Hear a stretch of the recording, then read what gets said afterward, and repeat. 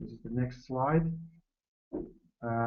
These are the two companies which are involved. One is Fortinova, which is on the left. It's a consultancy firm. We got 9 colleagues, and I'm on the bottom, Schultzschmidt, with my partner in Noble Crop Control, Bart Vromans, and we both own 50% of the company. And Noble Crop Control is the plant SAP laboratory, has a different name, and I have 3 consultants, and Michael is the international consultant. We started plant SAP analysis in 2003, mainly with handheld meters, which are on the bottom of this slide. Bricks, refraction, conductivity, pH, nitrate, and potassium. Do you think the webcam is doing? Can you see me?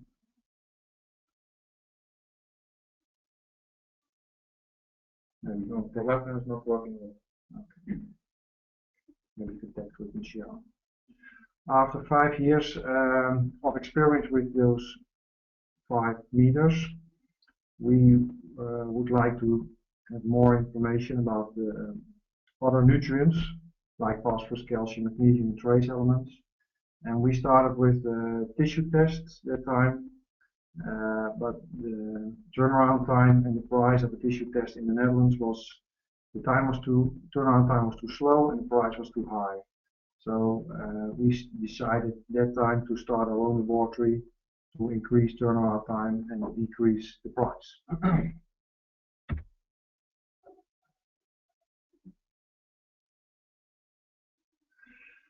It's an independent laboratory specialized in SAP testing, started 2008. We're active in 200 different crops, organic, sustainable, and conventional crops.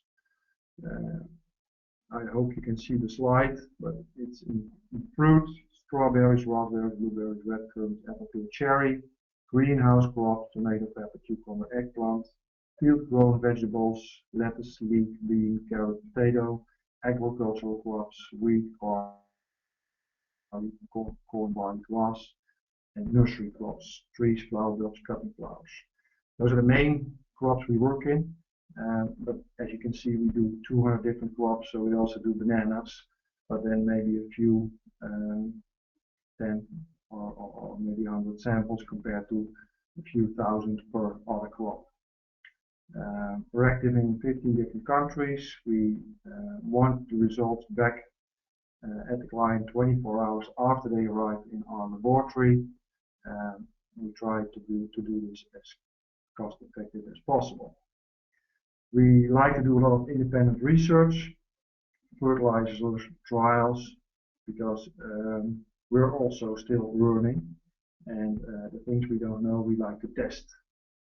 We like to cooperate with study groups, teacher groups, consultants, and many of you probably joined today. Why should we test the plant or the plant SAP?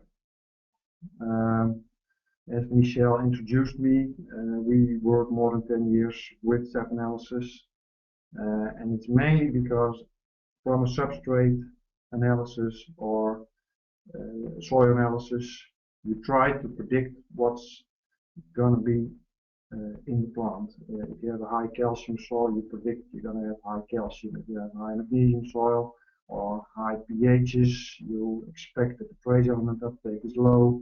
You're always expecting and trying to figure out what's going on in the plant from a soil analysis, and with the SAP analysis, you're able to test what's really in the plant.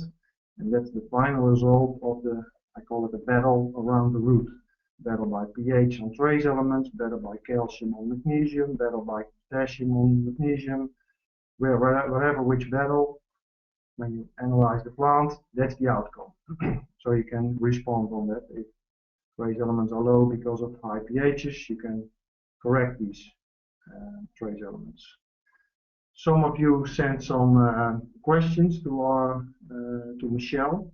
And I think one of them, or a few of them, were about how can we correct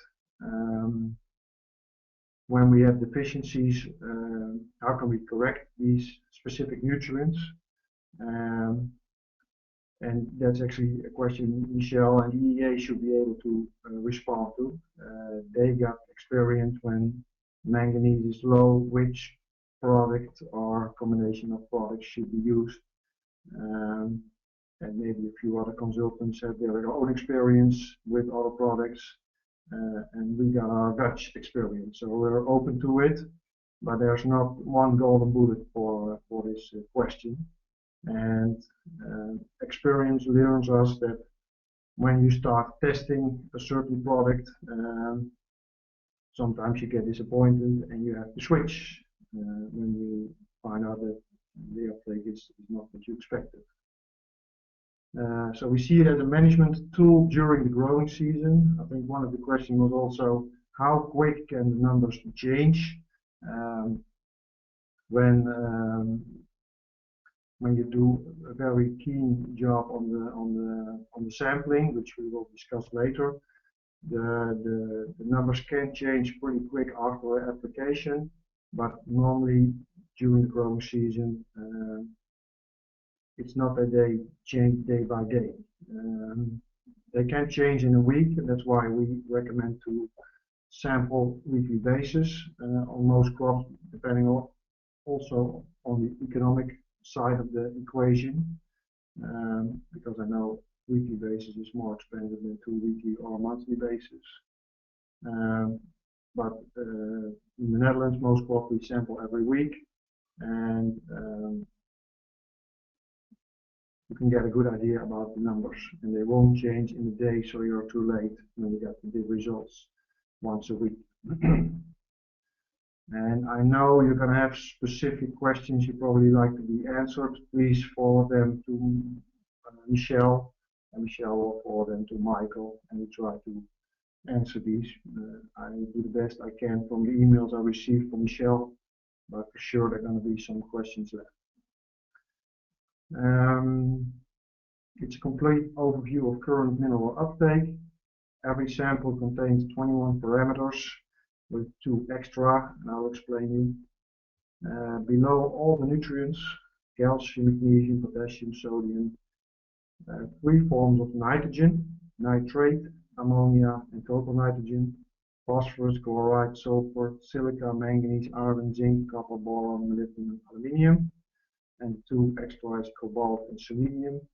They are analyzed, but they're not on the report yet. They are on R&D basis, so we don't know yet if we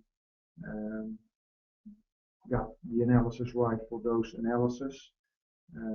So we're analyzing them almost on every sample, but can't report them yet because we don't know where the numbers should be, or what's high or what's low, or if we do a good job. It will take us a year or 2.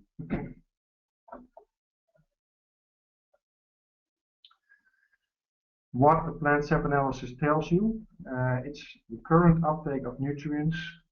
It will show you mineral deficiencies or excesses before they visually appear. So you're always ahead of the problem. Nutrient imbalance in the soil, plant reserves, the nutrient which the plant is able to use for its growth at this moment, which differs from a dry matter test. That's more like a total test. It reflects the plant health and vitality, fruit quality. That's international, not always possible because we're not allowed to ship fruit to overseas. And we see it as a blood test of the plant. And there were some questions about the difference between a dry matter test and a sap analysis test. And a few slides after this one I will try to explain you.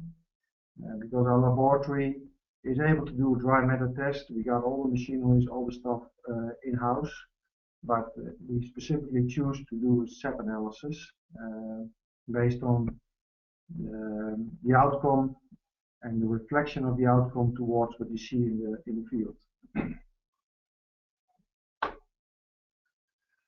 What's the difference between the plant sap and a dry matter test? We got different sorts of minerals in the plant.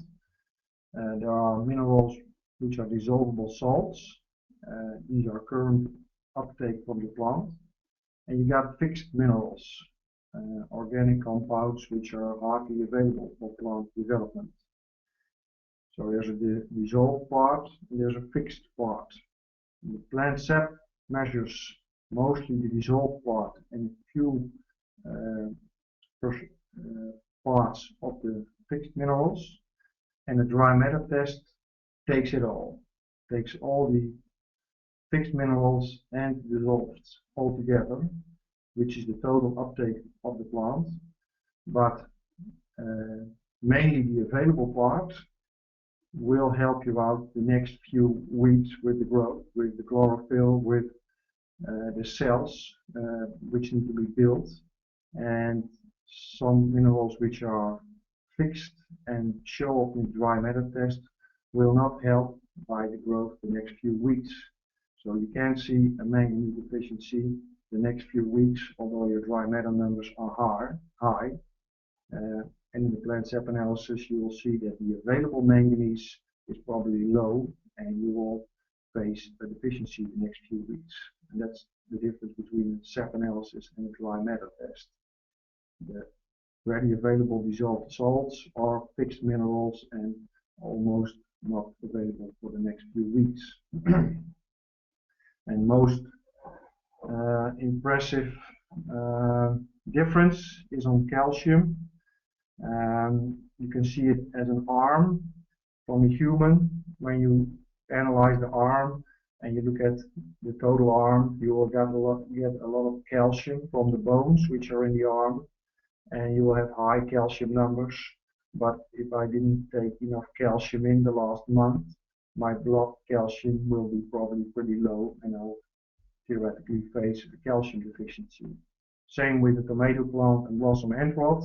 You can have high calcium in the cells, but if the sap is low in calcium, you will have blossom end rot next week. So you need ready available dissolved calcium in the sap to prevent calcium problems the next few weeks. And fixed calcium in all cells will not be ready available when you need this quick calcium.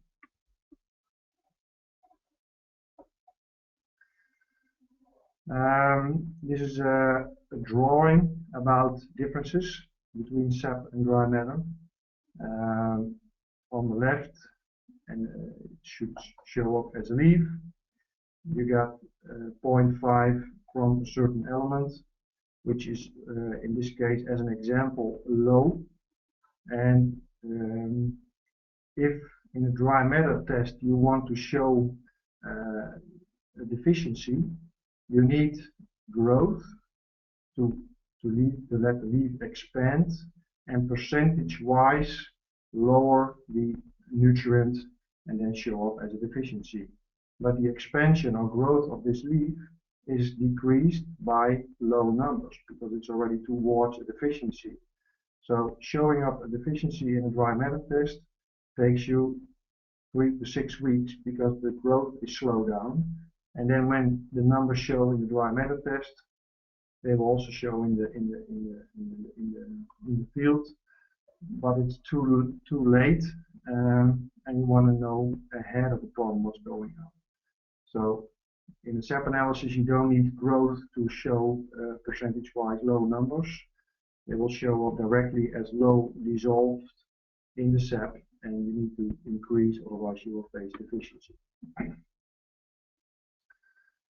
This is a test plot from a client in strawberries where the nutrient nitrogen is used to initiate flowers in the fall, in our case. And the blue line is from plant sap nitrogen, and the red line in this graph is from the tissue test nitrogen. The graph starts at half August, and at the beginning of August the nitrogen is put down to face a nitrogen deficiency on purpose to initiate flowers, and then afterwards we like to increase the nitrogen again. And when the nitrogen was cut off beginning of August, you see that the nitrogen goes down in the SAP analysis and faced the lowest number at the 6th of September. And as you can see in this graph, 3 weeks later, it showed up in the dry matter test. So in our case, in our experience, you're 3 weeks behind on what's going on with nitrogen in your plant.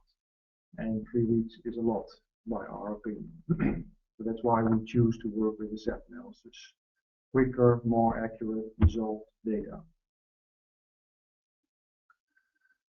And I suppose there are some more questions about it, and I'm willing to answer them. Please put them, send them to Michelle, and we'll try to answer them. Why measuring the plant? There are a lot of factors which determine the uptake of the minerals, influence the uptake, and as I told you before, you want to know the final result through SAP analysis, and the pH of the soil can interfere the uptake. Irrigation, water, imbalances, release of fertilizer, organic minerals, soil structure, root quality, soil life, climate, temperature, light, moisture. All these factors will influence uptake. And from a soil analysis or a substrate analysis, it's always predicting how the uptake will come through. And with the analysis on the plant, you know the final outcome. That's the idea. Then there are different mobilities of minerals in the plant. And this is a drawing from where a deficiency show up in the plant when the numbers are low, and the differences in mobility. And the most mobile elements are NPK magnesium, 4 elements, and the less mobile one or immobile ones are calcium and boron. So if you can remember NPK magnesium as mobile, calcium boron as immobile, the rest is medium mobile. And because the mobile elements can transport within the plant, it's possible when a deficiency, when you're facing a deficiency, that the plant takes these minerals from the old parts. And this drawing is showing that. So when the NPK or magnesium is low, or low in the soil, and the plant needs more than it can take up, it will use the reserves from the old part, and the numbers in the old parts go down and the young parts will stay the same. So we try to look at the differences between young and old to know something about, are we facing a deficiency? Is it the right amount at the moment? Because when they are equal, you get the right amount, not too much, not too little. And when they are very high, the plant is using the old leaves as a storage house, and the numbers will increase, and you know that you're over applying those 4 elements. I think one of the questions I saw in the email was about when the numbers are higher in the old leaves, would they finally increase the young leaves too? And yes, that's true, but they will never, old leaf is never full. So it's not that when the old leaf is full, the young leaf is built over the old leaf again, then the old leaf will be fuller, fuller, fuller, and still fuller. So the rule always lies, but the total numbers from young and old will increase over time. But old will be always higher. And that's in our experiment with these 200 crops, and maybe there's one crop exception which I haven't found yet, but overall that's the case. In this case, as you can see, this is a fruit. Fruit takes out the minerals, and the numbers will be lower in the old parts in this example. Trace elements are less mobile or medium mobile, and when the plant needs more trace elements than it gets from the soil or from a polyfertilizer, the numbers go down, and the plant is not able or less able to take those anions from the old part because they're medium mobile. So the numbers go down in the young parts, and that's where they show up as a deficiency, the trace elements. So in this case, if you choose to analyze only the old parts, it will give you an idea about NPK magnesium. And if you only want to analyze the young developed parts, it will give you a good idea about the trace elements, but the NPK magnesium won't tell you anything, with all the respect. So we decided to do both analysis from young and old. I see there's a question about it or hard to hear, so maybe I can try to use a headset. Please give me a few seconds.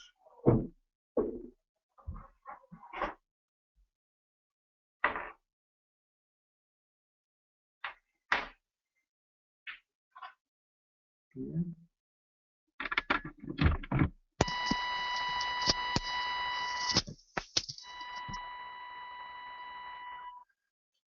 I'm using the headset now. Maybe the sound will be better, and if not, I apologize. I was telling you about the mobility and immobility of nutrients. NPK as mobile, trace elements as less mobile, and calcium boron as immobile. We talked about the differences about plant sap analysis and tissue test. Tissue test standard procedure last 40 years is young developed leaf as an analysis, which means the young parts. And when potassium or calcium, magnesium, nitrogen is high or low, it will show up in the old parts. So deficiencies show up in the lower parts.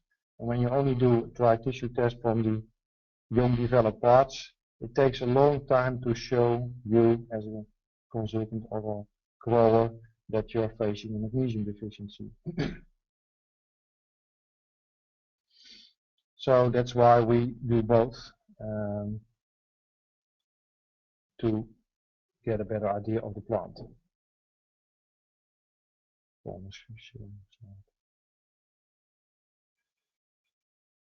We try to look at the questions during the presentation. Let me see.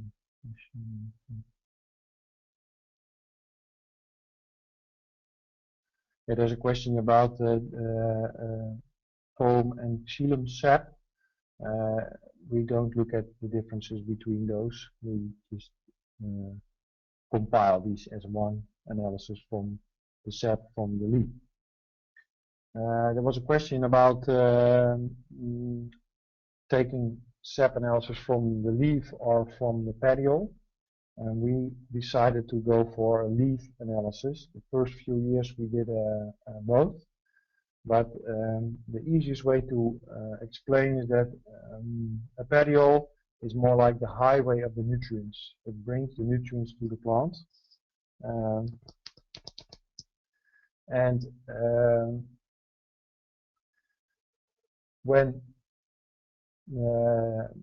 When you take a petiole analysis, sometimes the highway is very low, and that these are sometimes hours per day. So like boron, we've seen in strawberries that boron is very low on the highway in petiole after 10 o'clock, and it for some reason starts to come back at 4 o'clock in the afternoon. So when you take a petiole analysis at noon from a strawberry, you got very low boron levels, although you can have a boron excess in the leaves. So we don't want to analyze the highway. We want to know what's in the end station, and that's why we do leaf analysis and take sap from the leaf analysis, from the leaf part of the plant. For the mobile elements, nitrogen and potassium, we had very good results with petioles, and they really correlate with leaf analysis. But the less mobile ones, like boron and calcium and some traces, are hard to predict from a patio compared to a leaf analysis. Okay, there's a question: how did you calibrate optimums? Most crops we try to do a few thousand samples before we know where the numbers should be. We can look at the differences between old and young, and then look at when the old is very high. You know that you're over applying, so it's not ideal for the plant. When they are lower than the young parts, you know you're deficient. So based on the difference between young and old, you're able to know what the plant wants. Actually, the plant will tell you what's ideal. A lot of crops, people will send samples of this is a deficiency, we don't know what it is, and we normally can find out what's going on, and then you know that for, let's say, it's manganese, those parts per million which are analyzed are too low and they should be in the deficiency range. Other way around, when you got toxicity and burning leaves or whatever, you know those numbers are too high.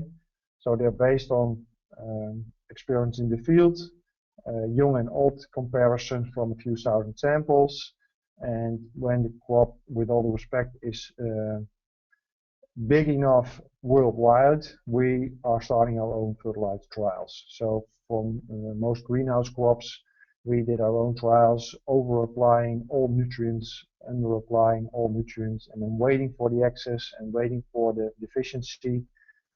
And when we hit the excess or deficiency, we know which parts per million are in the leaf, and then for optimum we want to be 30% below that number or above that number in case of a deficiency. So that's how we made our desired ranges, and depending on, like I said, how big the crop is worldwide, there's more data behind yes or no. And last year,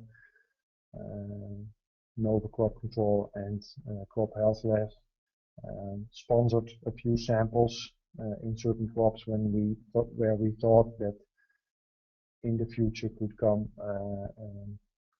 a lot of samples from, and that's with all respect, but we should look at the economics too, I suppose. Any more questions yet?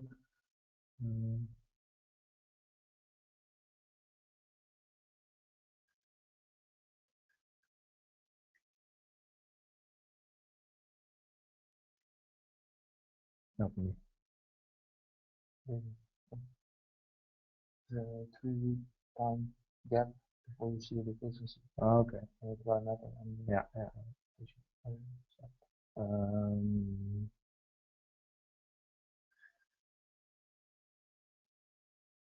No. So the question is there always a three-week time lag before you experience deficiency? No, that actually depends on the crop, depends on the availability in the substrate. It depends on how good you can put on foliar feeding.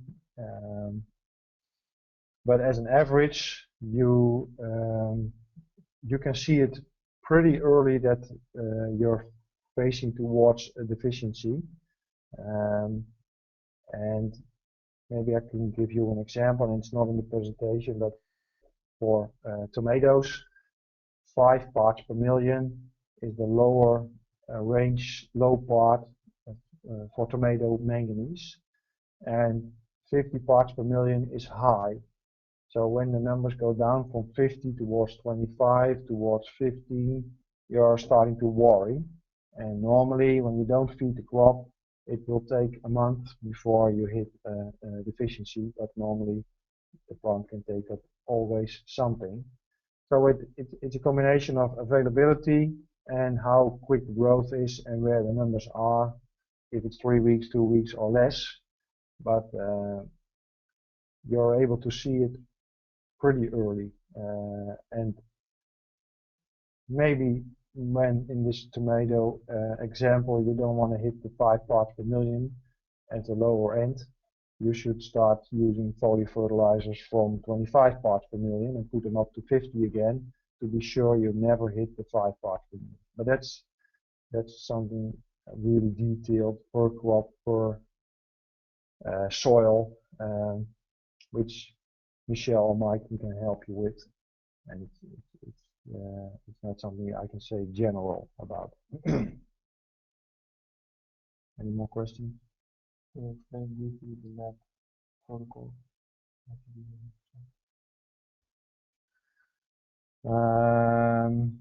When the samples come in,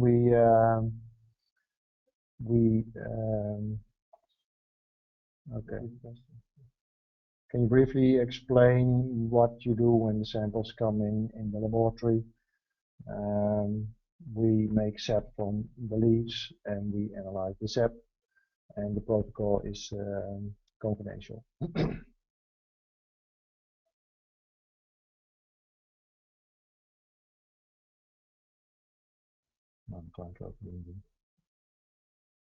Let me do some stuff from the, okay, now we see, we had a very small screen to see the questions, so we had a hard time to read those. Now we see some more. Let me see.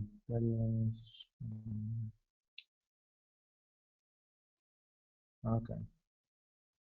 There's one question. It says PADIO analysis for nitrate in potatoes is popular for managing nitrate in sap test. Is a sap test better, and should it displace this test? I don't know if it should displace. That's your own decision, of course.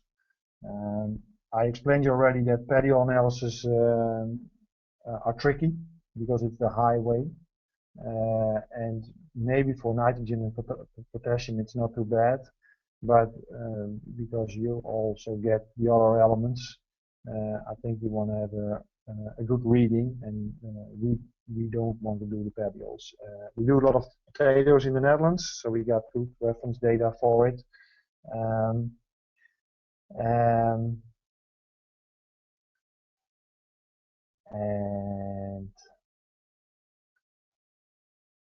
because the PADIO test is not accurate on calcium, magnesium and trace elements, I think the sap test from a leaf should displace it, yes. And the rest of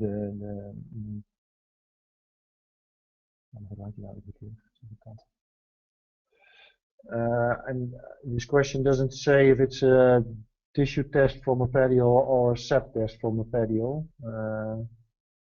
because I told you already that there is a big difference between a sap test and a PADIO test, tissue test.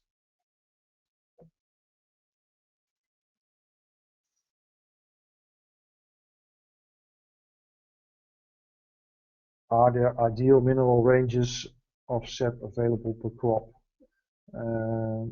All the crops I told you, I explained you in the beginning of this presentation. We got the ideal ranges available, and when you receive a report, the report will show you high and low, and maybe that's the next part of my presentation, which I will show you. This is an example from an outcome. The text here is Dutch, but the letters are international. So Mg is magnesium, Ca is calcium. And this is an example from tomato. And our desired ranges are based on that all numbers, all bars should be in the middle. So the light green and dark green bars should be in the middle. The light green bar is from the young developed part, and the dark green one is from the old parts. And when the bars are on the left side, you're facing low numbers, and when the bars are on the right side, you're facing high numbers. So in this example, I got low iron levels and high phosphorus levels. And because my old parts are much higher than the young parts, I know that the phosphorus is piling in the old part, so I over-applied phosphorus, which is built in the old part. And phosphorus is decreasing the uptake of most trace elements, and in this case it's specifically decreasing the uptake of iron. So when you want to correct this iron deficiency, you should work on your phosphorus toxicity too, because otherwise you will have the same problem in the next few weeks again. So yes, we got the numbers available. They are in this analysis, and we won't send list with desired ranges. You should just look at this analysis and see what's going on. We got an online tool where graphs are shown per element, and you got the data over time. It's in the end of my presentation, and there are the desired ranges in too. So without desired ranges, it's very hard to know where you should go. And from 80 to 90% of the crops, we got the desired ranges. Otherwise, you cannot use it as a management tool.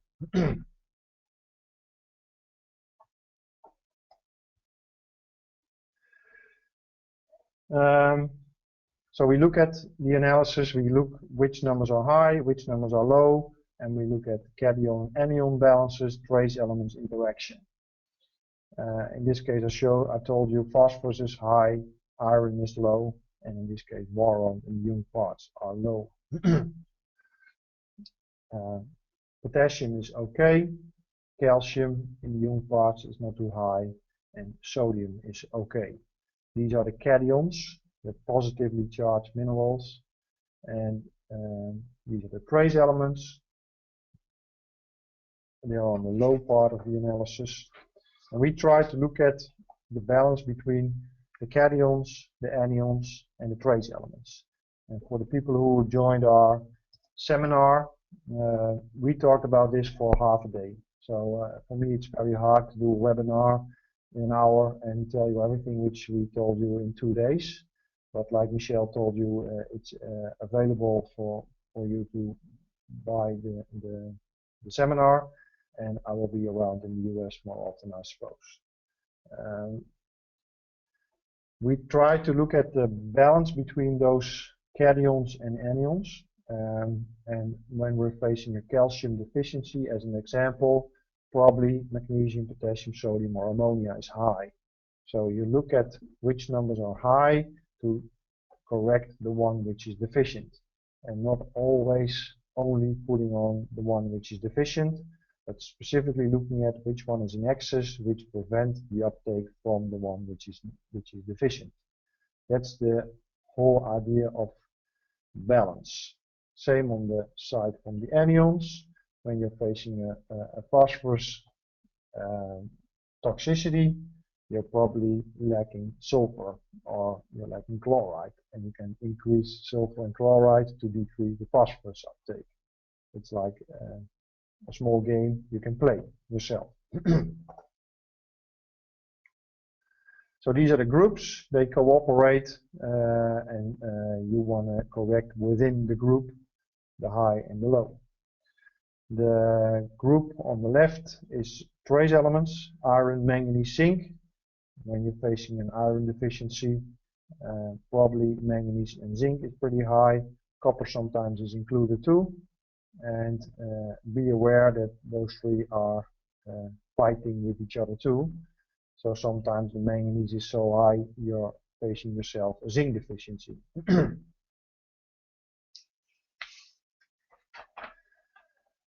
They're all benefits from the certain elements in why you should increase or decrease a certain element. And here is a summary why we want the elements in the desired range. And it's a whole list, so I will not specifically cover it.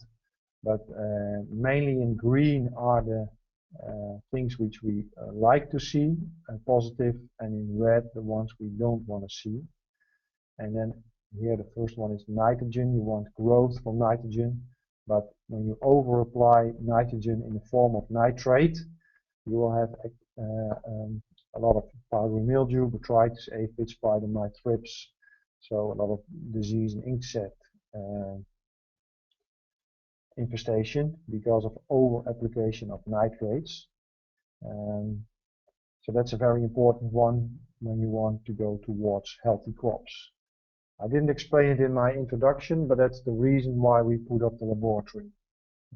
I had education in horticulture, so I want to be a consultant growing healthy crops with less as possible input of chemical fertilizer and chemical pesticides. And we want crops which are healthy from their own, and they are not attacked by fungus or insects. And in our goal to achieve that, we wanted to optimize the nutrients in the crop. We started with tissue test, and we end up with SAP analysis. And in the end, of course, we started our own laboratory to be quicker and faster.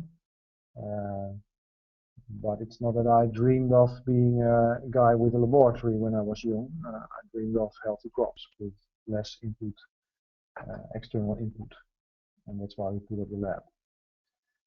So this is the reason and why we wanted to know everything about nutrients. You want phosphorus for healthy roots. Don't over-apply because it limits the uptake of trace elements. You want potassium for quality, firmness, but you don't want too much to decrease your calcium uptake. From calcium deficiency you get blossom end rot and weak cells, which is shelf life, which is storability. You want enough magnesium to get the nitrate converted. You want enough sulfur to get the nitrate converted to protein. So these numbers need to be in the correct range and not too low. You want trace elements for healthy leaves, and also a very strong correlation with disease suppressiveness. Same with copper for calcium uptake, a synergist. Silica, a calcium uptake synergist. Copper as a fungal, less fungal susceptibility when the copper is high, and molybdenum for nitrate conversion. And as I told you, and that with all due respect, these are all in seminar from the 2 days, and I think I talked about it for 2 hours. So again, pretty hard to explain in 5 minutes, but just to give you an overview of the reason why we want to analyze certain elements with the goal included.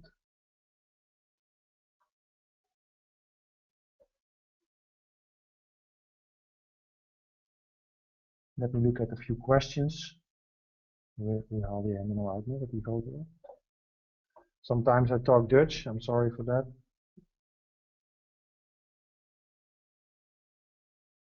En wat haal je eruit? Oh ja. Ja.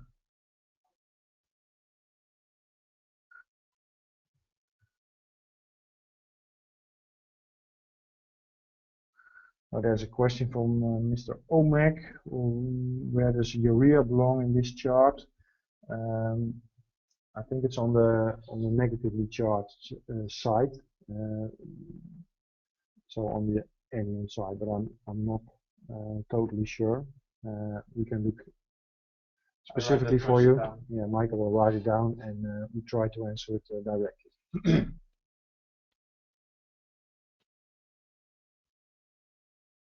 Is the balance concept true for all anion? The question is if copper, molybdenum, boron, and silica are also competing in uptake.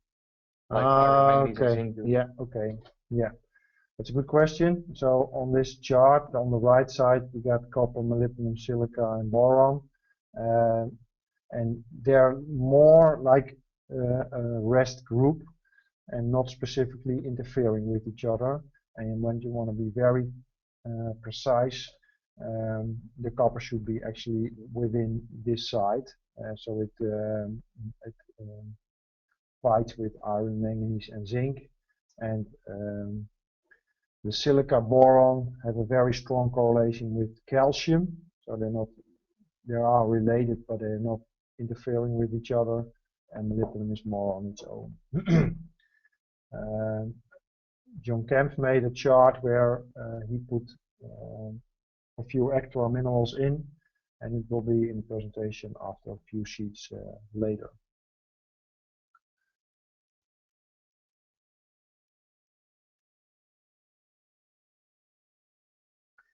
I see a potassium-calcium ratio in the graph. Is there an ideal range for the crop?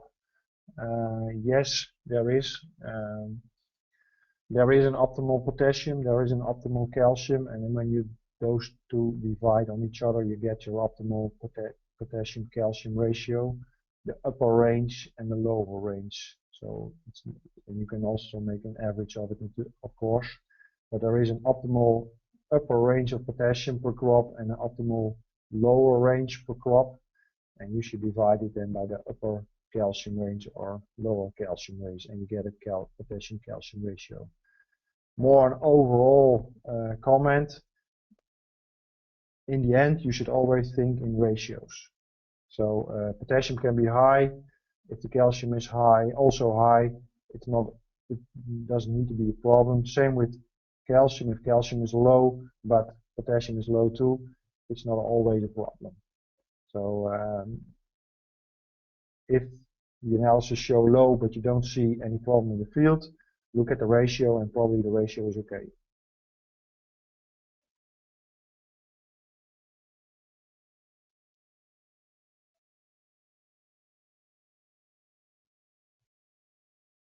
Let me look at the question and then try to answer it. Give me 2 seconds.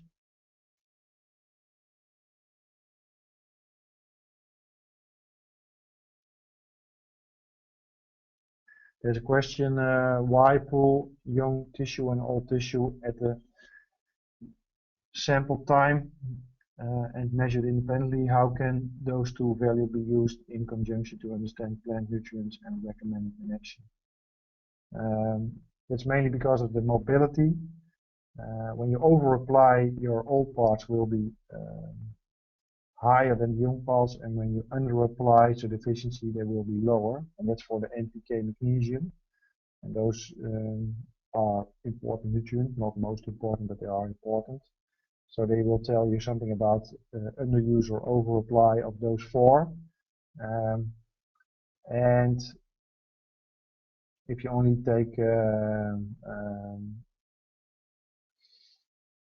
let me see. Yeah, you may look at the differences. That's it.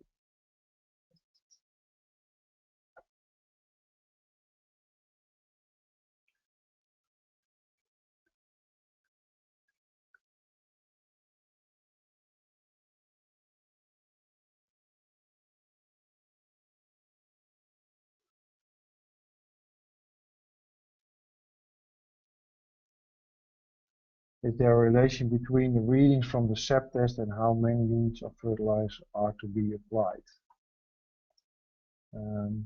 Yes, but that's based on climate, availability in the soil, possibility to use foliar sprays. So yes, that's how we use it. When the numbers are getting low and we know we got a quick fertilizer, we can wait a little bit longer. And when we're not able to put fertilizer in the field because it's a broadacre crop and we can only do foliar test, and we know we can apply like 5 parts per million manganese per application. You don't want to be towards the deficiency chart more than 5 parts per million because you cannot apply it with 1 foliar spray. But in the end, you should make it pretty practical, and that's how we use it too.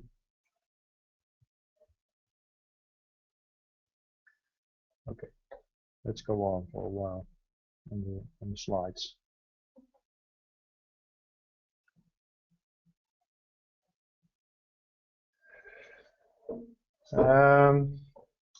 It's all about balance. I told you already, and this is the balance from the cations, positively charged, and as you can see in this tractor, you're able to drive the tractor without a front tire with balance on the back, and that's how we look at the minerals too. when there's balance, you're able to grow the best crop possible. Right.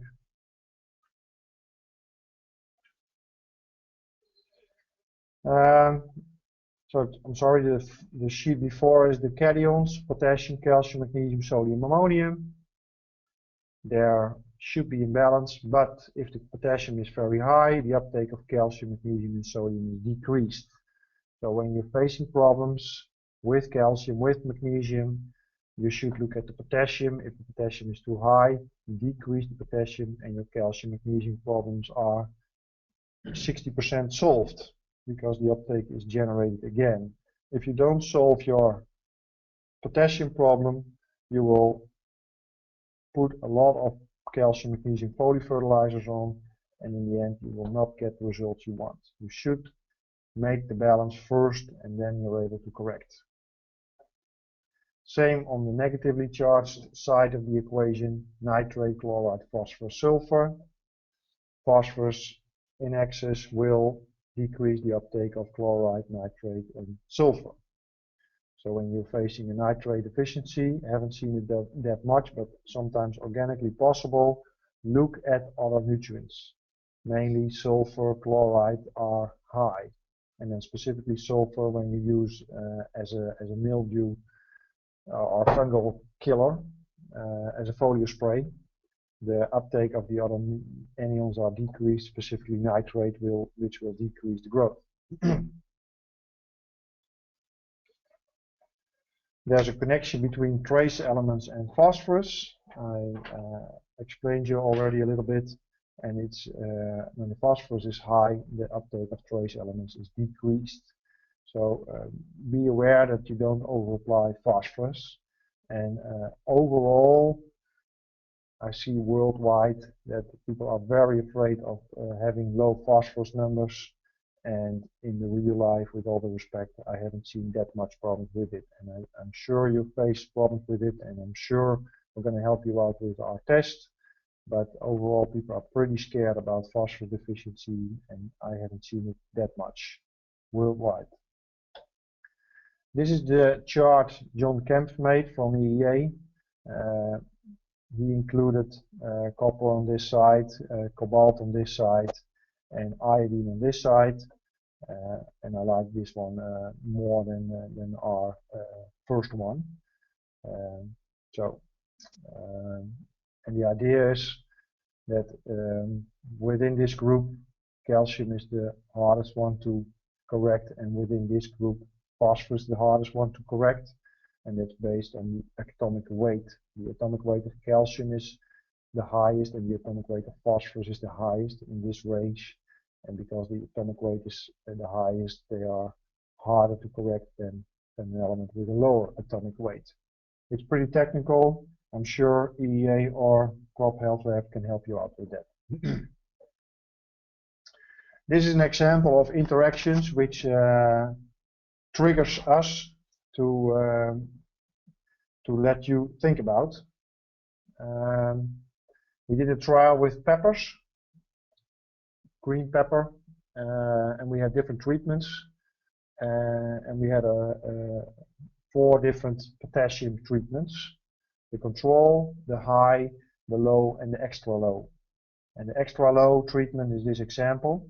And after a few weeks, we faced a zinc deficiency in the low potassium treatment. And when you look at the scientific data, you see that low potassium sometimes correlates with zinc deficiency. And they make it a straight line between low potassium and zinc deficiency.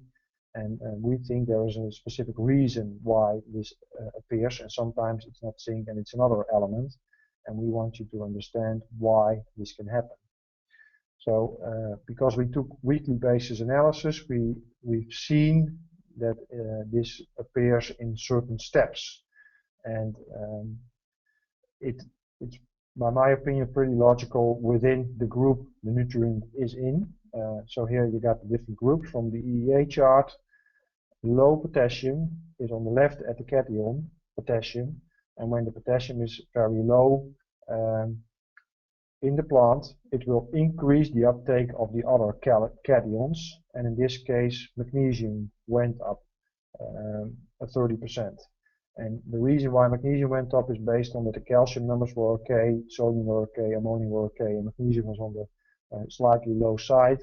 And then the plant actually decides to take up magnesium more than the other ones. So that's plant physiological. He wants or she wants to go towards ideal levels, and I don't know exactly how this works, but we've seen it in the field. The plant then takes up the one which is most deficient, and in this case magnesium could be a little bit higher. So when you decrease the uptake of potassium because you didn't feed that much, you will see that the plant takes up magnesium in this case. Magnesium is very important nutrient for chlorophyll, and chlorophyll contains 1 anion of magnesium and 4 of nitrogen, nitrate. So when magnesium is higher, you see that the nitrate is converted towards total nitrogen. The nitrate goes down, total nitrogen stays almost the same, but the percentage of nitrate within the total nitrogen is better. And I will explain you later what I mean with that. But the nitrate went down, so not the nitrogen, but the nitrate went down because of chlorophyll formation, because of higher magnesium. The low nitrate is on the right side, at the anion side, and it increased the uptake of phosphorus. So the phosphorus went up because the nitrate went down. The high phosphorus decreased the uptake of the trace element zinc, and that's why we got a zinc deficiency. So there's not a straight line between potassium and zinc, but it's a whole step between potassium and zinc, and magnesium, nitrate, and phosphorus are involved. And I can make you 100 more of these steps, but it's always logic. There is a reason why certain elements are too low or too high, and when you understand the reason and the way it appeared in the field, you're able to correct it in the right way. I like this book a lot. It's the main co-author is Don Huber. The name is Mineral Nutrition and Plant Disease. It's from the US, and it describes, I think, 300 pages scientific data on nutrients and plant health, plant disease. And I use it a lot when I face a problem at my clients, and I look at this book. You can see which nutrients are involved, look at the SAP analysis, are we low or are we high, and then start correcting towards ideal levels to decrease the diseases.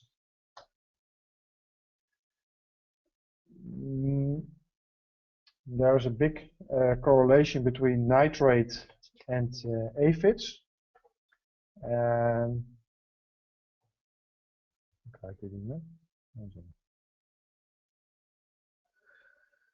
The plant can take up nitrogen in nitrate and ammonium form, but the nitrate need to be converted to amino acids and proteins. When the plant has the nitrogen in his cells as amino acids and proteins, it's not susceptible for disease in insects, and when it stays in the nitrate form, it's pretty susceptible. So you don't want accumulation of nitrates because it stimulates insect and fungal diseases. And it's based on trials we did and experience in the field from the last 10 to 15 years. High nitrates will give you luxury growth, large cells, low sugars, low Brix, and they are more susceptible for insect aphids. The key is to keep nitrate accumulation as low as possible and convert nitrate towards amino acid and protein. And you need the nutrients which are written on this slide. magnesium for chlorophyll formation, iron for chlorophyll, manganese and zinc, molybdenum for conversion, and biology and soil life. And I think sulfur should be in this list too, because you need sulfur for protein formation.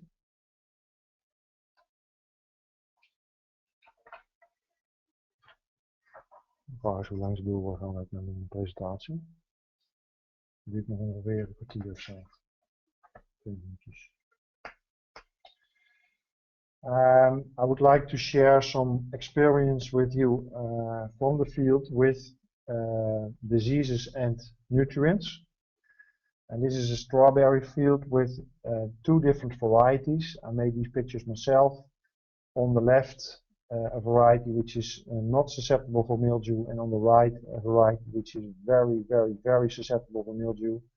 And as I was standing in the middle, taking the picture to the left and taking the picture to the right, you can imagine that the circumstances in the field were exactly the same. Same weather, same soil, same fertilization, same water, same wind, everything the same, but the variety on the right got mildew and the variety on the left didn't. We looked at the nutrients in the plant. This is a detailed photo of the field. As you can see, pretty mildew infestation on the right, nothing on the left.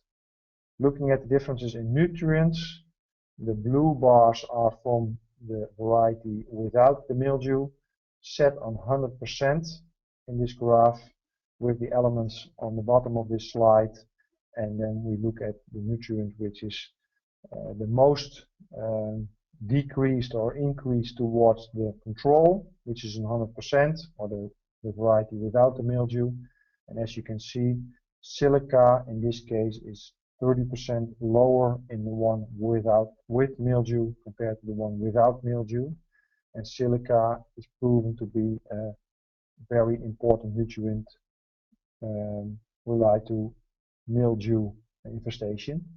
So the variety which was very susceptible couldn't take up the silica from the soil and got more susceptible. So at this moment we increased the silica foliar spray for this variety in the field, and we don't face that much mildew anymore. These are 7 different varieties. They're grown in the Netherlands, and these are based on our analysis. And as you can see, the average parts per million silica analyzed per variety increases when you see this graph, and the susceptibility increases too. So you get more susceptibility at the low numbers and less susceptibility at the high numbers with silica in this variety.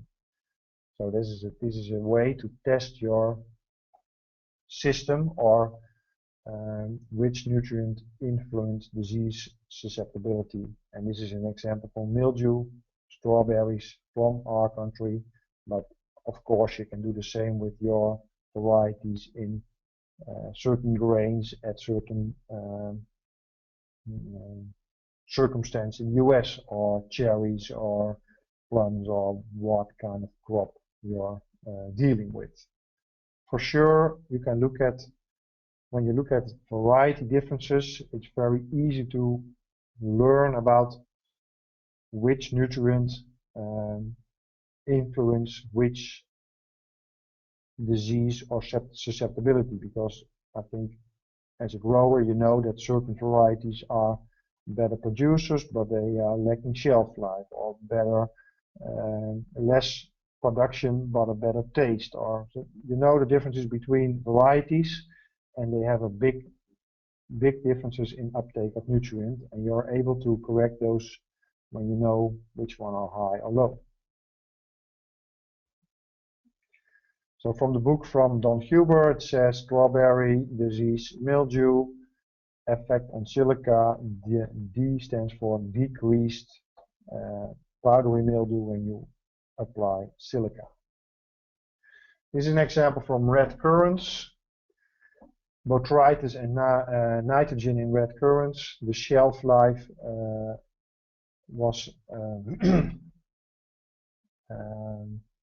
influenced by the percentage of nitrate in the total nitrogen, and when the percentage of nitrate went up, the shelf life went down.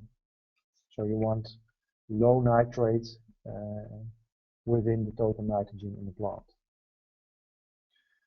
This is a study from roses and thrips. It's from the book from Mr. Huber, and they did a test with high application and low application of fertilizer, and the low application of fertilizer had a low infestation of thrips, and a high fertilization had a high infestation of thrips. And this is just an example from this book, and we had the same experience with leeks in a certain area where they grow 300 hectares of leek. One grower owned 50 hectares in the middle, had good nitrate levels, so not too much, and percentage-wise from the total nitrogen very low, and he didn't face any thrips, and the neighbors faced a lot. So that within the same region, same weather, everything the same, no infestation because he had low nitrate levels. So that's the goal, and that's the way we want to go, with all the respect. This is an example from Phytophthora cactorum strawberries. Two varieties, one which is very susceptible, Sonata, with all the respect, low uptake of copper, and Elzanta, a better uptake of copper and lower infestation of Phytophthora cactorum, and the difference is between 10 to 30% lower uptake, and that's why it got more susceptible. Same graph, varieties and susceptibility, less susceptible with higher numbers of copper, and they were grown on the same soil. So it's an uptake thing. It's genetically capable of taking up copper more easily, or genetically not capable of taking up copper, and that's why you get more susceptible. And you can correct it by more application or foliar spray, so it's not something you can't overcome, but genetically it's not able to take up as much copper as you want for Phytophthora cactorum in this case. Then, very important, sampling. There were some questions about sampling too. I think we got pretty good sampling guides on our website. So again, I talked about sampling 5 minutes probably. In the 2-day course, it's 2 hours. So you should be able to find everything on our website, and Michelle can provide it too. But the idea is taking a representative part of the field or the greenhouse and take your samples from this part every time you take samples, so you minimize the influence of other things, soil or plant material, start differences. But you should be always critical on, does this small part of the field where I take my samples reflect the whole field? If you see that this spot is different from the whole field, you should change the spot, because you want to say something about the whole field, of course, but you want to minimize the differences per sampling, and you want to minimize the time spent on sampling. And on the small part, it takes less time than on the whole field. And here on the sheet said, as for protocol per crop, we almost got all crops digital available in English, how to take samples. Michelle and Michael are available if you have specific questions, because if you take a wrong sample at the wrong stage or at the wrong side of the plant, it will definitely interfere with the numbers, and our desired ranges are based on our way of taking samples. So if you take a different part of the plant, you will get different numbers, and based on our desired ranges, you will get wrong advice. So it's very important that you stick to this way of taking samples, and if you're not able to, you should talk with us, because there is a possibility that then these numbers are worthless. So, and it's too bad for us for the name of SAP analysis and for you for your economics, with all due respect. An example from tomato: young developed parts on top of the plant, old developed parts on the bottom of the plant. This is a greenhouse crop in the Netherlands. You got outdoor tomatoes, which is different. You got tunnel tomatoes, which are different. So talk with Michelle about your specific circumstance, but our numbers are based on these young parts and not the young parts totally in the head. So in this case, it's the 6 leaves from the head and the one which is almost at the bottom. Potatoes, young developed, old vital leaf. Green pepper, young developed, old vital. It's strongly recommended to take the samples early in the morning. This is an example before 8 a.m. Really depends on the weather. If you got warm weather, Florida, California, Mexico, maybe even at 6 o'clock in the morning or 5 o'clock or whatever. And when you got spring or fall, cloudy day, you can probably take a sample at noon without any problem. So you should really look at the condition and based on temperature and moisture in the air. But if you got a warm climate and you take a sample at 8 a.m. and you take a sample at noon, the nitrate and the potassium will probably be 40% higher at noon compared to the morning. So the numbers really change during the day, which is not a problem. That's really normal. That's plant physiological, but our desired ranges are based on a plant which comes out of the night, divided all the nutrients between young and old, and is ready to grow that day. So you get a pretty stable mineral content in the plant, and that's the reason why we took the morning. And I know from the past that a lot of people who started with SAP analysis stopped because of messing up the sampling procedures and then giving you wrong numbers, and were not enthusiastic at all about SAP analysis, and it's really based on sampling. That's why I told you already, if you're not able to do a good proper sampling, you should think about not using SAP analysis, with all due respect. But Michael and Michelle should be able to help you out. Moisture on the sample, sometimes you get dew in the morning. If the dew is on the leaf and you send it off, the numbers will be decreased because the water is in the sap or on the leaf, and in our procedure it will come in the sap and it dilutes the nutrients and you get low numbers. So there should not be any water on the leaves when you take a sample. And I know this is different from a tissue test. So a tissue test, the lab dries the material and then starts grinding and analyzing, and we analyze fresh. So if you're used to tissue test, you can take samples whole day. If you change to SAP analysis, you got these rules, and in our case, the grower or a worker from the grower takes the samples. So I'm a consultant too. I never take samples, with all the respect, because I cannot be at all my clients early in the morning. Of course, I'll be at one client early in the morning, but I cannot do all clients early in the morning. So the client which I visit at 4 o'clock in the afternoon took his samples at 8 o'clock himself and sent it off in the post during noon. But Michelle should be able to help you out with that. We use Ziploc bags to preserve the fresh leaf. Also different from a tissue test. Tissue tests use paper bags where you can aerate the sample and it can dry.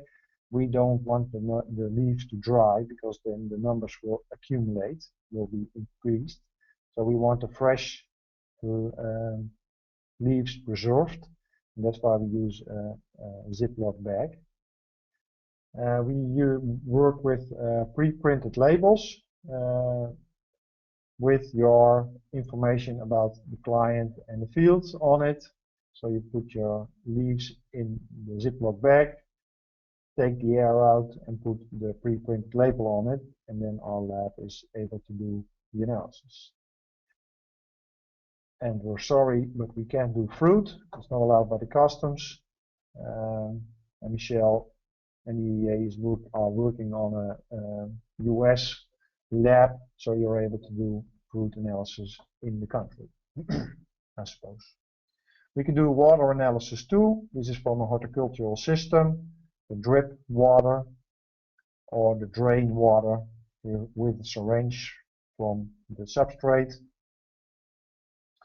And the pre-printed labels are pretty important. Crop Health Lab has a low price compared to tissue test with the same numbers in the tissue test. So if you look at our 21 parameters with a lot of trace elements, if you should buy all these 21 parameters in a tissue test, it will be much more expensive. But the reason why they can offer a low price is because the label cost in our case is not too high, because we automatically got your data in with the labels. So the labels are pre-printed, field, date, customer. So the pre-printed part of the labels is for us pretty important to be able to make this price for the clients. And Michelle will explain you, or Mike will explain you, but without pre-printed labels, it's almost not possible to do it at this price. This is an example. Here you got the client. This is the field. This is the variety. It says plant sap from the leaf and the young parts. In this case, pepper. There is a sample request form available by Michelle, where you can fill out the crop, the cultivation, young, old, fruit, water samples, and we will pre-print the labels, send it by email in PDF. Michelle will print them and send them off to you, but that's something Michelle should explain you. Then we have developed an online tool called Bemesting Online. It's a website where the numbers are all stored from all clients, all fields, and you get access with a code per client, and you are able to make graphs yourself per element. And in this case, it's potassium. It's written in Dutch, but it's a K is potassium. Here you got the parts per million. This is the desired minimal desired range, and in this case, 4 applications of potassium on pepper, and all these points are measurement moments. So you make the graph over time, and in this case, the low potassium treatment, you see the numbers go down over time. So when you follow a crop of a client, you can make these graphs too. You got your desired ranges, the upper and the lower one, which is not in this graph, but it's possible. And then the numbers appear slowly in this graph over time when you get more samples in and you want to be within the desired range. And when you go towards the upper level, you decrease the application, and when you go to the lower level, you increase the application. And that's how we use SAP analysis to grow healthy crops. This was my part of the presentation. We were able to do some more questions, of course, but this was the general presentation about the system, how we work with it in the Netherlands, and how we work with it in the US for the last 3 years with EEA incorporation. And I would like to ask Michelle if she wants me to do some more questions, or what's your idea? Yes. Okay, I got a yes. Kun je eens even uittrekken?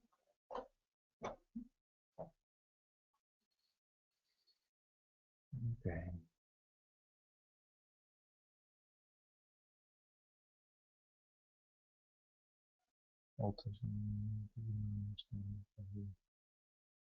Okay. There's one question. It says all tests show calcium and potassium to be lower than the standards that I've used for 35 years for your information. Of course, that's possible, depends on the crop, I suppose. I think Michelle answered a part of it too. Specifically calcium, we put a lot of benefit on calcium based on crop health, and we want high calcium numbers. So I've seen a lot of people complaining, with all the respect, about our test showing low calcium, and they would normally say it's okay because because we think a lot of crops face low levels of calcium. So that's probably the reason.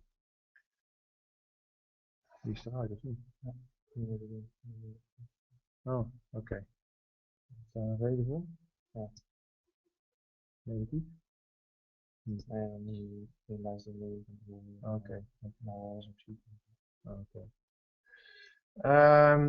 There's a question: what's the earliest in the morning sample could be collected?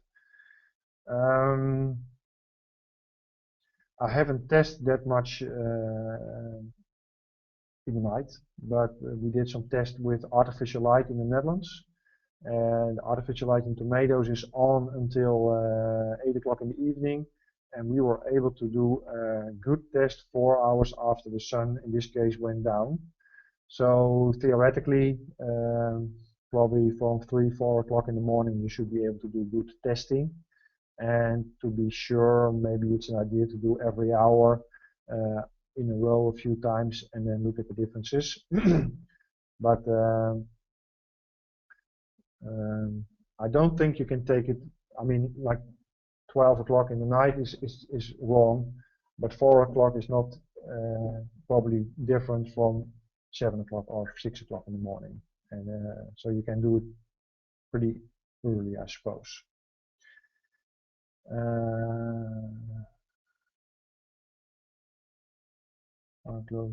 Are gloves required to handle leaves? If you got clean hands, of course there's no problem at all to do it with your hands. If you're in a warm climate and you're, with all the respect, have sweaty hands, there will be sodium in the sweat and sodium on the leaves and sodium in the analysis. So then yes, of course you should use gloves. But if your hands are clean, it's not a problem at all to take it with your hands.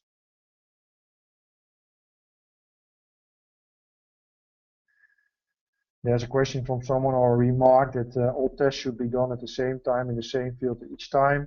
I agree on that. So then the numbers will reflect the best what's going on in your field. How do we interpret sodium in relation to the EC reading?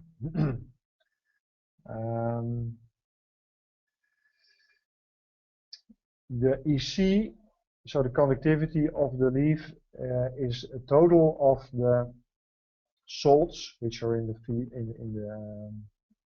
the leaves, and sodium is part of it. So if the conductivity goes up, it's not specifically sodium which accumulates. It can also be potassium, can be nitrate or phosphorus or other salts. So I know the general statement of people is high conductivity is high salts is high sodium, and I disagree on that. So it's not that if the conductivity goes up, it's never sodium, but you have to be careful that if the conductivity goes up, that you're thinking that sodium is the case. That's definitely not always the case. In tomatoes in the Netherlands, we see a lot of high conductivity because of high potassium and not specifically high sodium. There's also a question about how many leaves we need per test, and that differs a lot per crop. In general, you can state that the bigger the leaves, the less you need, but you also want a representative sample. So about 50 leaves you minimally would need per crop. And for crops with small leaves, we need a certain volume, which is also in the sampling manuals. So for blueberries, we need more leaves than for cucumber, for example.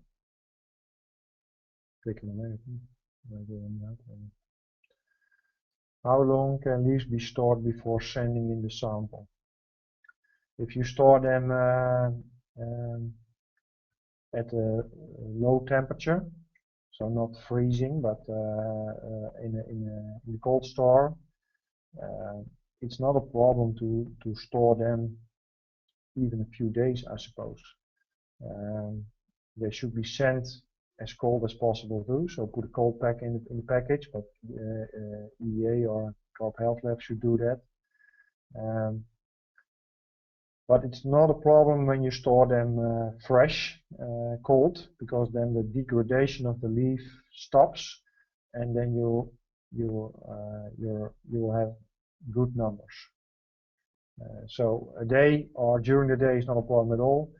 The time I took my samples myself at clients, I had a how do you say it, 12-volt storage refrigerator in the car, and during sampling I put my samples right away in the cold store.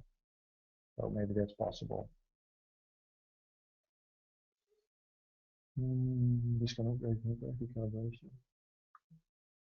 We're clicking out the numbers, the questions we already answered.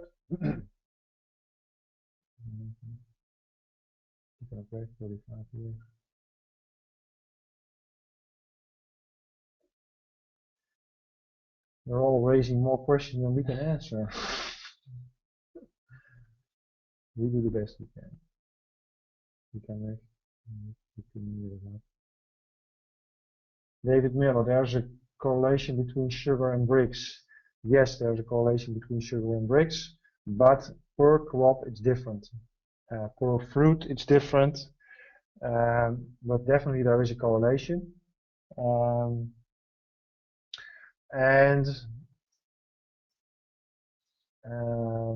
We got the same goal with measuring Brix and sugars. So in our case, we want Brix to say something about how healthy is my crop, how vital is my crop, and with sugars we're able to do the same. And regarding taste, we had a better correlation with sugar and taste than with Brix and taste, because Brix is dissolved solids, and conductivity salts are also dissolved solids. So when your conductivity went up because of recent fertilizer application or sometimes sodium problems, your Brix goes up too, because the sodium is a dissolved solid too, and the sodium won't contribute to sugar formation, so, and other components who give taste to a crop. So we have a better correlation with taste and sugar reading than Brix and taste, with all due respect. And it's the same with shelf life. Shelf life with high Brix from sodium is not the same as good sugars and a healthy shelf life, good shelf life. Okay.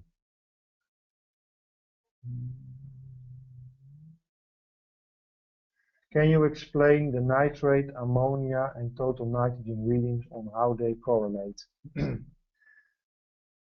Yes. Total nitrogen reading in our SAP analysis, that's all the nitrogen which is in the sample. And it can be in different forms. It can be in a nitrate form, it can be in ammonium form, or it can be urea, or it can be total proteins or amino acids. We don't do the urea, but we do the nitrate and the ammonia, and the rest at this moment is predicted to be proteins. It's not perfect, but it's a way we work with it, and it's a pretty good way. So we always look at how many nitrates are percentage-wise in the total nitrogen reading, and you don't want to exceed more than 50% of the total nitrogen being in the nitrate form. But that's probably a 3-hour part of our 2-day course, so it's very hard to explain now in 2 minutes. But you should look at the nitrate percentage or part of the total nitrogen, and it's on your analysis. And maybe I can give you a slight idea going back in my own analysis, in my own presentation, to show you where you can see that, because I think it's a pretty important part of our disease suppressiveness crop system. Here is an example of an analysis. Here it says NO3, that's nitrate. Here it says N, total nitrogen. And in the between it says N in the form of nitrate. And very long explanation why and how I can get the N in the form of nitrate, but that is not possible to do now at the moment. But you should calculate yourself the percentage between those two. So N in the form of nitrate 236, and total 852. So in this case about 25% of the 800 is nitrogen in the form of nitrate, which is lower than 50%, and you should be happy. Old parts about 1000, total nitrogen, and 683 in the form of nitrate from the 1000 is about 68–65%. So in the old parts I got higher nitrates than I want, because I don't want to over exceed 50%. So that's the calculation you can make, and we're at the moment doing a test in Domestic Online where we make graphs from this part, and it will probably be more available in the next few months. And then you get a graph online with the percentage of nitrate from total nitrogen, and it's not necessary to calculate yourself again.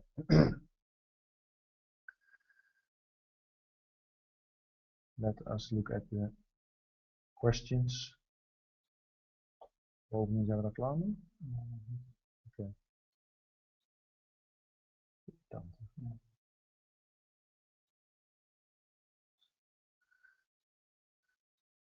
Bovenin.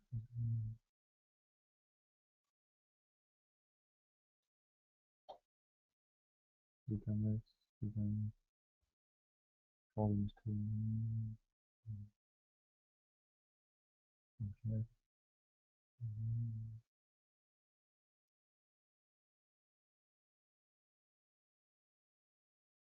Ja, die heb ik al gehad. 3 weeks time back. Die heb ik al gehad. Die is weg. Okay. Well, I'm doing pretty good on the questions. That's a question.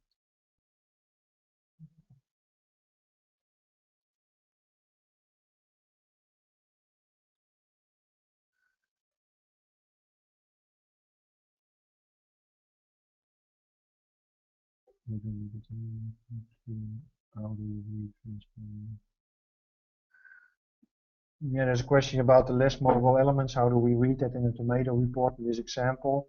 You just look at the bars on the bottom of this our analysis. It says the trace elements which are less mobile, and when the bar is in the deficient side, which is on the presentation at this moment, iron is in the perfect example of a trace element which is too low, and manganese in this case is perfect.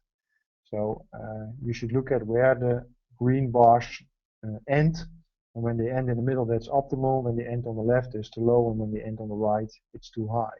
And that's how you look at the analysis. And then the Domestic Online tool, you get a graph over time with the upper and the lower desired range, and then you should keep the lines in the middle.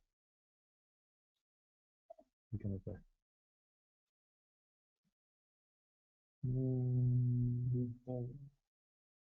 Yes, leaf turgor is the reason for early morning state. Yes.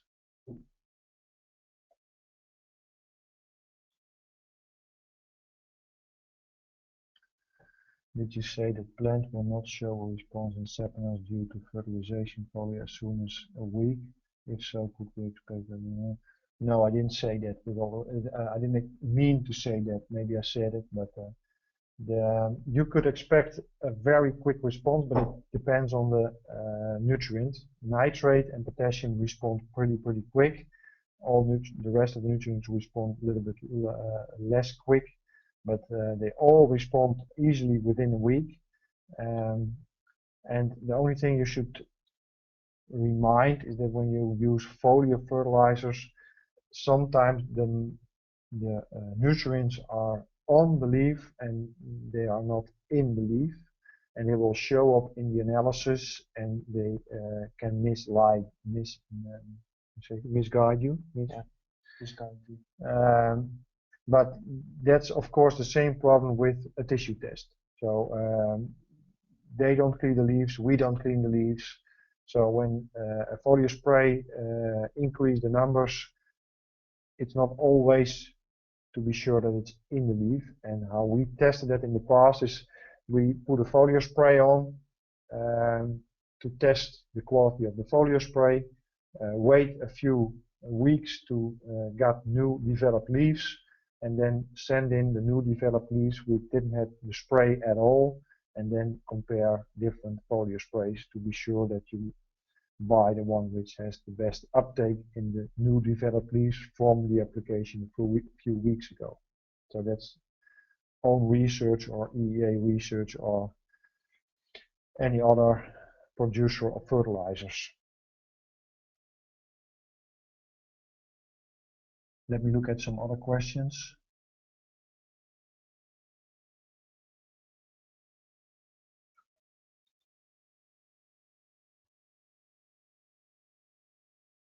There's one person who's asking, this technology is best used when immediately action fertilization is taken after test results are received. True or false?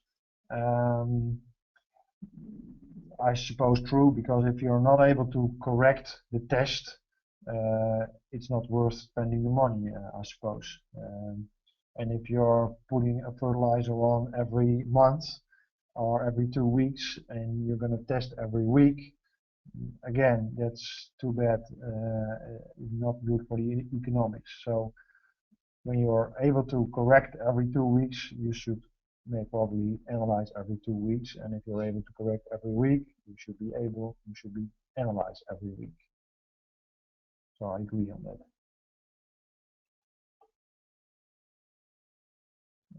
On trees, we have new leaves on the top and on the bottom. What leaf do you want? Will it matter? This is a really specific question for Michael or Michelle, but the same rules appear. So new leaf will show you something about calcium and boron, and although it's not on the top of the plant, it probably will need to be interpreted as a young leaf. But Michelle and Michael can help you out with that. A good presentation, thank you very much. We do the best we can. You gave the numbers of leaves in the sample. Oh, it's okay.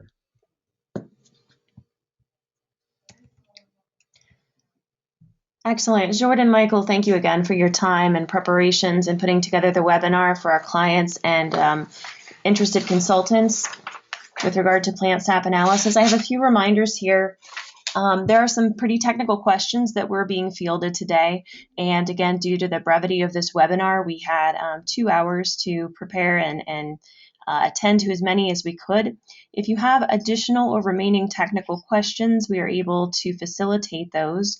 You can either call me or email Michelle, M-I-C-H-E-L-L-E, at crophealthlabs.com. There's also some contact information that was circulated as part of the webinar invite. Additionally, earlier we mentioned availability of a 2-day seminar. It's recording and all of the printed materials that were presented as part of that seminar. We hosted one in Santa Clara, California, as well as one near Middlefield, Ohio in 2014.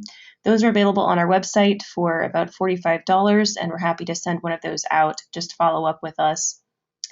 If you're interested in obtaining the technology or have more technical questions, we are also looking for viable consultants.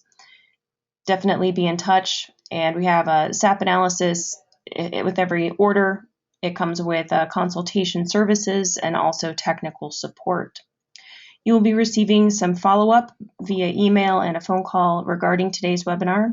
and we will take that opportunity also to answer any additional questions that you have available for us.